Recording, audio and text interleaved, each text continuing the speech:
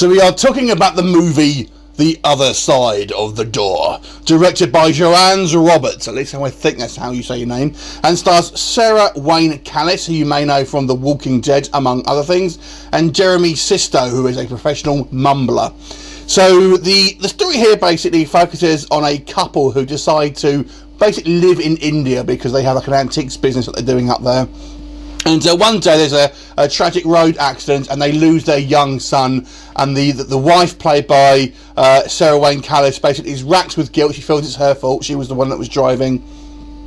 But she discovers there's this kind of ancient temple in South India that basically will give her the opportunity to communicate with her son one last time. But she is given this warning, do not open the door, which of course she does, and then brings back some other creepy entities back with her, and then starts haunting her home and her family.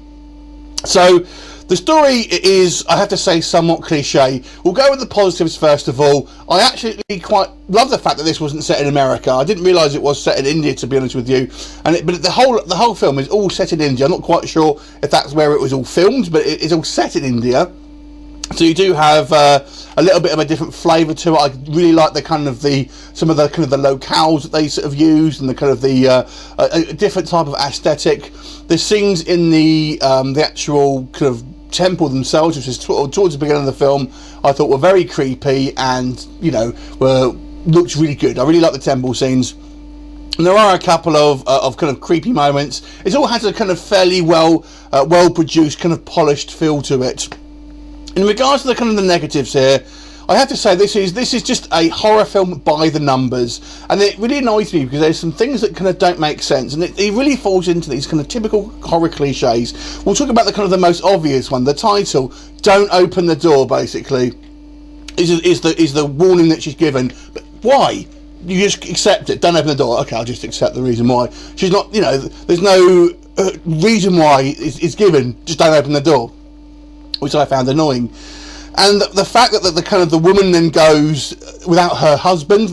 Jeremy Sisto's character is pretty much peripheral in this film. We're just kind of like, on the side, doesn't really have a role to play here. But she kind of goes to talk to her son without the father. Surely, if you thought this was going to be a possibility, isn't it fair to kind of maybe take your husband as well? Wouldn't he like to maybe talk to your son? Anyway, and then we kind of get to obviously the kind of the hauntings and stuff like that. And obviously what comes back is somewhat malevolent. Why is it malevolent? Why would it be malevolent? It just doesn't explain why that is. So there's a whole bunch of things that kind of bothered me. It has a lot of jump scares in this film. It does have some quite nice imagery here and there. You may have seen in the trailers kind of like a spindly creature that looks a little bit like a kind of something out of a Japanese horror. I quite like the design of that, but I don't see a lot of it, to be honest with you. They kind of use a little bit of a bait and switch about maybe who the antagonist is, I would say, to a certain degree. But it was a little bit disappointing, to be quite honest with you. It was, like I said, it wasn't. I don't think you'd watch this and think, oh man, that was just like so poorly made. It isn't a poorly made film, but it's just very, very typical, very kind of cliche, paint by the numbers of horror film. I mean, I saw this in the cinema, but this would really be something I would expect to see in the kind of on DVD in the supermarket. It really doesn't have a kind of a cinema feel to it. The actors are obviously kind of TV actors, to be quite honest. So sadly, although I think it's a competently made film, it just isn't a particularly memorable film, and I wouldn't say it has any kind of real outstanding kind of moments in it. I did like the kind of the young girl who plays the daughter. I thought she was quite a good little child actor.